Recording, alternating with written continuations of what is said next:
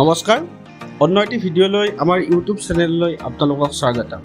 উত্তৰ পূৰ্বাঞ্চলৰ অন্যতম মনোমোহা প্ৰাকৃতিক সৌন্দৰ্য প্ৰাকৃতিক প্ৰাচুৰ্যৰে ভৰা ৰাজ্য হৈছে মেঘালয় আৰু মেঘালয়ৰ ৰাজধানী শ্বিলং গুৱাহাটীৰ পৰা প্ৰায় 100 কিলোমিটাৰ দূৰত্বত অৱস্থিত শ্বিলং। আজি আমাৰ যাত্ৰা শ্বিলঙৰ ফালে।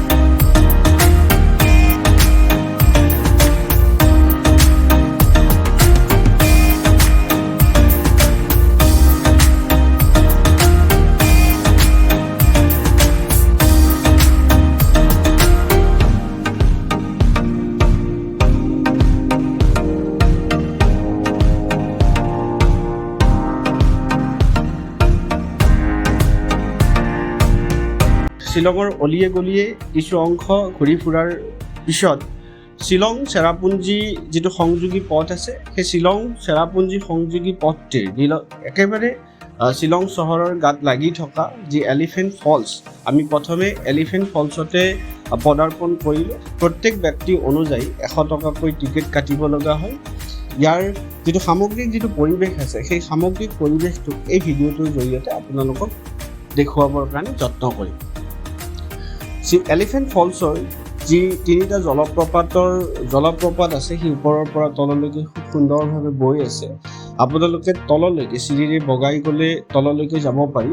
এলিফেণ্ট ফলছটোৰ যিটো নামকৰণ সেই নামকৰণটো ইংৰাজসকলে দিছিলে।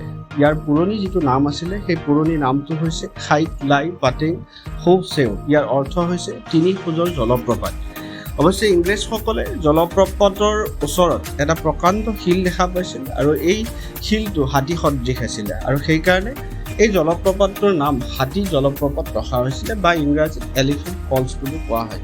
1897ত যি এক ধাৰাসায়িক ভূমিকম্প হৈছিলে সেই ভূমিকম্পৰ ফলত এই প্ৰকাণ্ড শিলটো ধ্বংস হৈ যায় আৰু তেতিয়াৰ পৰা ইয়াৰ আকাৰটো হয়তো সেই শিলটোৰ আকাৰটো হয়তো নোহোৱা হৈ গ'ল।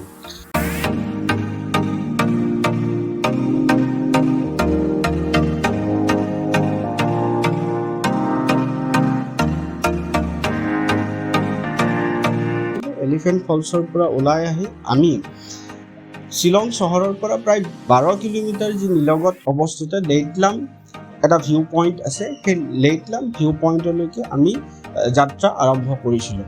আৰু এই যাত্ৰা আৰম্ভ কৰাৰ যিটো সংযোগী পথ আছে সেই পথটোৰ প্ৰাকৃতিক সৌন্দৰ্যতা আপোনালোকে উপভোগ কৰিলে গম পাব ই কিমান সুন্দৰ। আৰু আমি প্ৰায় 3টামান বজাত লেইটলাম আহি পালোঁ আৰু লেইটলাম আমি অহাৰ পিছতে লেইটলামৰ সমগ্ৰ পৰিৱেশটোক নিয়ৰে আৱৰি ৰাখিছিল। আমি বহু সময় অপেক্ষা কৰিছিলোঁ ইয়াৰ পৰিৱেশটোক ফৰকাল হোৱাৰ বাবে আৰু খুব কম সময়ৰ বাবে প্ৰায় 3-4 মিনিট সময়ৰ বাবে আকাশখন ফৰকাল হৈছিল যদিও আমি এই সময়খিনিতে আমি ইয়াৰ যিটো ভিউ পইণ্ট আছে আমি কিছু অংশ ভিডিঅ' কৰিবৰ কাৰণে যত্ন কৰিছিলোঁ।